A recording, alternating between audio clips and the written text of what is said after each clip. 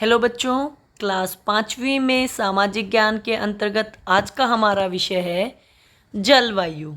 बेटा, आपकी जो पाठ्य पुस्तक है हमारी दुनिया, उसका पाठ 6 जलवायु है। आगे बढ़ने से पहले जैसे मैं हर वीडियो में बताती हूँ, थोड़ा सा हम पाठ के बारे में जान लेते हैं कि जलवायु क्या होती है। बेटा देखो, कहीं पे बारिश आती है, कहीं पे धूप निकलती है, ये सब मौसम होता है। समझ में आई बात?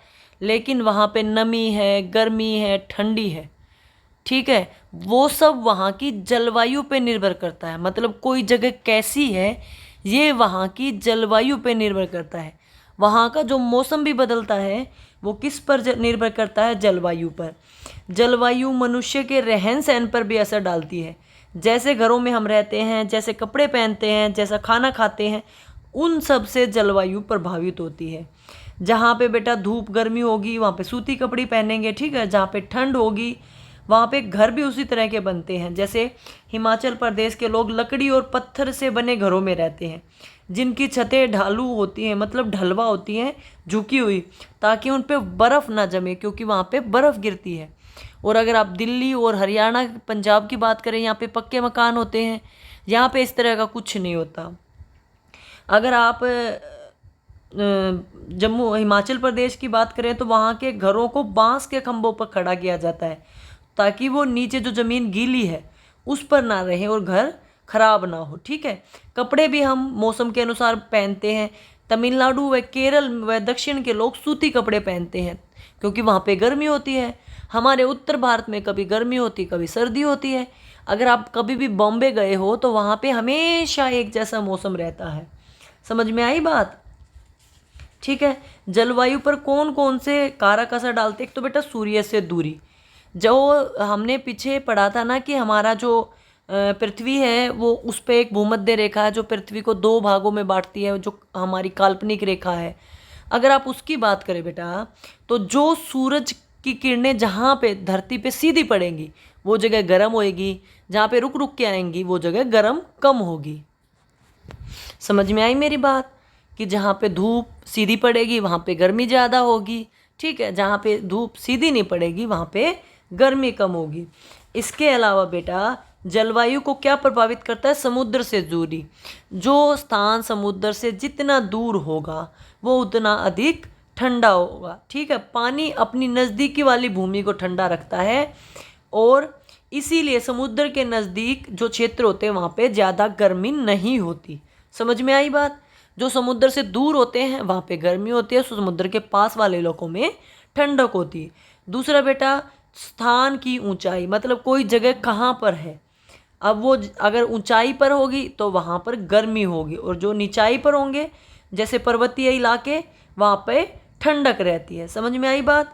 ऊंचाई पर स्थित पर्वतीय स्थल जैसे शिमला और लद्दाख दिल्ली से ठंडे हैं। दिल्ली नीचे है, वो लोग ऊपर हैं। मतलब शिमला और लद्दाख कहाँ हैं? ऊपरी हिस्से पर, ठीक है। उनके स्थान की जो ऊंचाई है वो ज़्यादा है। समझ में आई बात? इसी से संबंधित आज की हमारी वर्कशीट है। वर्कशीट को हल करते हैं। कोई अगर बात रह गई तो मैं साथ साथ बता दूंगी, ठीक है।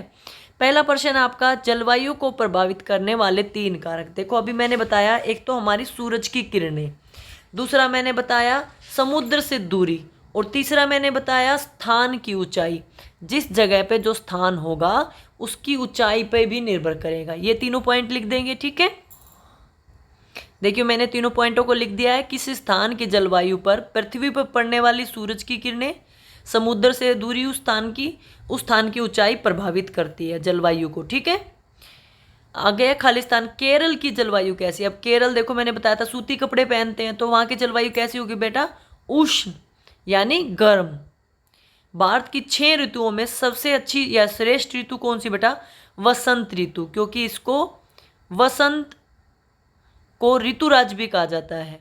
इसमें क्या होता है बेटा? पत्ते जो झड़ने के बाद नए पत्ते आते हैं, चारों तरफ हरियाली फैल जाती है। लोग वसंत पंचमी भी मनाते हैं, उस टाइम फसल भी पक जाती है, ठीक है। चारों तरफ खुशहाली होती है, इसीलिए इसको श्रेष्ठ ऋतु कहा गया है।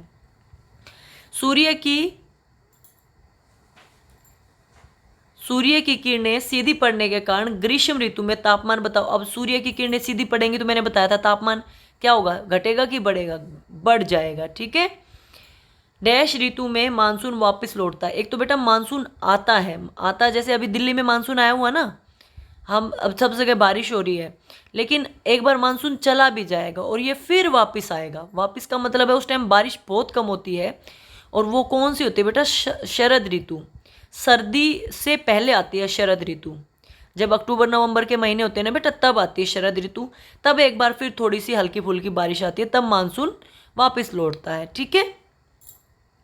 अगला, लोग ग्रीष्म ऋतु में कैसी चीज़ें पीते हैं? ठंडी चीज़ें पीते हैं, गर्म चीज़ें पीते हैं? बताओ अभी आप लोग क्या पी रहे हो, ठंडा या गर्म? ठंडा लेते हैं, क्योंकि उस टाइम गर्मी तो पहले ही होती है। ठीक है, देखिए मैंने फिल कर दिया है। केरल की जलवायु उष्ण होती है यानी गर्म। भारत की 6 ऋतुओं में से वसंत ऋतु को श्रेष्ठ माना गया है। सूर्य की किरणें सीधी पड़ने के कारण ग्रीष्म ऋतु में तापमान बढ़ जाता है। शरद ऋतु में मानसून वापस लौटता है। लोग ग्रीष्म ऋतु में ठंडे पेय पीते हैं। अगला है, निम्न वाक्यों को पढ़ो और बताओ किस में मौसम बताया गया है और किस में जलवायु बताया गया है। आज दिल्ली में एक गर्म और आर्द्र स्थिति है। आर्द्र यानी गर्म से ही जुड़ा हुआ शब्द है, सूखा सूखा। ठीक है। मेघालय में आमतौर पर बारिश होती है। तो बेटा मेघालय में मौसम को बताया गया है और दिल्ली में जलवायु को बताया गया है। ठीक है। आज की जलवायु कैसी है? वहाँ की गर्म है। ठीक है, तो इसको यही लिख देंगे कि दिल्ली में जलवायु और मेघालय में मौसम के विषय में बताया गया है। ठीक है, इस तरह से इसको कंप्लीट कर लीजिए। नेक्स्ट क्वेश्चन आपका, बारिश के मौसम में भारत के कई हिस्सों में बाढ़ की चपेट में आ जाता है। जहाँ पे बारिश ज़्यादा होती है ना, तो सब जगह पानी पानी हो जाता है और बाढ़ आ जाती है। एक स्थिति की कल्पना कीजिए, मतलब आपको सोचना है। मान लीजिए आपके क्षेत्र में बाढ़ आ जाती है, तो वहाँ के निवासियों को तत्काल दूसरी जगह भेजा जाता है। आप कोई भी 5 चीज़ें जिनको आप साथ ले जाना चाहेंगे उनके नाम लिखने हैं। ये आपको कल्पना करना है और खुद बताना है। मैंने भी कल्पना की, तो मैंने जो चीज़ें सोची बेटा, मेरे लिए सबसे ज़रूरी क्या है? सबसे ज़रूरी खाना है। खाना को साथ लेके जाएंगे, 2-3 दिन तक खाना हमारे पास रहे। पानी तो देखिए वैसे गंदा पानी होगा बाढ़ का, लेकिन पानी हमारे पास उपलब्ध होगा। ठीक है, या पानी भी लेके जा सकते हैं। दूसरा बेटा, मैं लेके जाऊंगी जितना मेरे घर पे ज़रूरी सामान होगा, जैसे रुपए होंगे, जितने जितने ज्वेलरी होगी, आभूषण होंगे, मेरे जो ज़रूरी कागजात होंगे बेटा, क्योंकि मुझे अगर आगे कहीं भी जाऊंगी ये सब चीज़ें बनवाने में बहुत टाइम लग जाएगा। मैं इनको लेके जाऊंगी। ठीक है, बाकी चीज़ें जैसे कपड़े वगैरह या कोई घर का सामान, ये तो हम फिर भी बना सकते हैं, फिर भी खरीद सकते हैं। और जो आखिरी चीज़ मैं अपने साथ ले जाना चाहूँगी बेटा, वो है मेरे पालतू पशु। अगर मैंने कोई जानवर पाला है, हमारे रिश्तेदार तो हमारे साथ ही जाएंगे, लेकिन अगर मैंने कोई जानवर पाला है तो उसकी केयर करने के लिए, उसको भी बचाने के लिए मैं उसको अपने साथ लेके जाऊँगी। आपके अलावा इनके अलावा भी आपके मन में कुछ और आ सकता है, तो आप चाहें तो वो भी भर सकते हैं। ठीक है, ये सब मैंने लिख दिया है। हम अपने साथ रुपए, आभूषण, खाना, पालतू पशु और ज़रूरी दस्तावेज लेके जाएंगे। इसके अलावा मेरे लिए सारी चीज़ें सेकेंडरी हैं, मतलब उनके बिना मेरा काम चल सकता है, इनके बिना नहीं चलेगा। ठीक है, आपके मन में अगर कुछ भी अलग से आता है तो आप वो भी लिख सकते हैं। बात करते हैं जीवन कौशल की। बुनियादी खाना बनाने का कौशल। प्यारे बच्चों, तुम रसोई में अपने माता पिता की मदद भी करते होगे। गर्मियों में जब तुम्हारे घर मेहमान आता है तो उन्हें ठंडा पेय देते हो। चलो आज तुम्हें एक ठंडा पेय बनाना सिखाते हैं, वो है नींबू का शरबत यानी शिकंजी।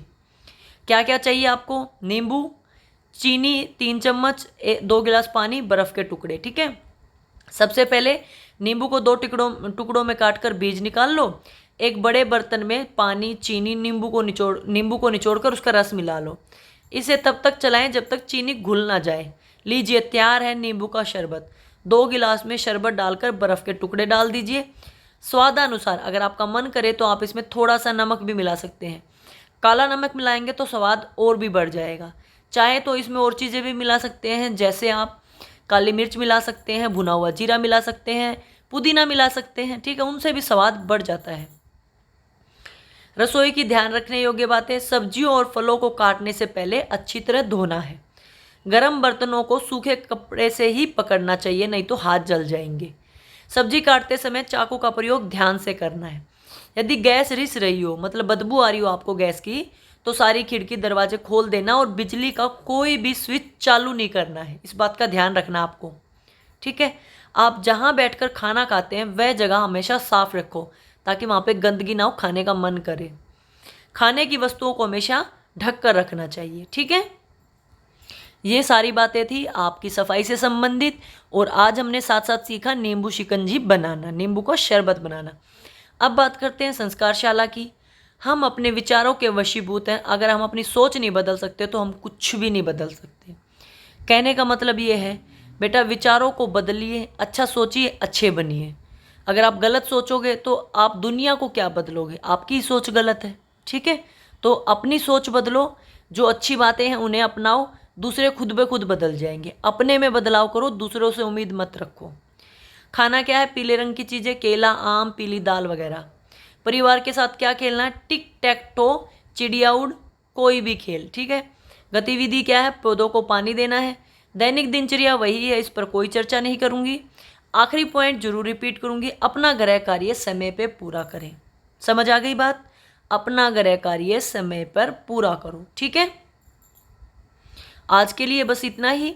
कुछ प्रॉब्लम हो, कुछ ना समझ में आया हो तो कमेंट करना। वीडियो अच्छी लगे तो लाइक करना, चैनल को सब्सक्राइब करना। वीडियो देखने के लिए बहुत बहुत धन्यवाद।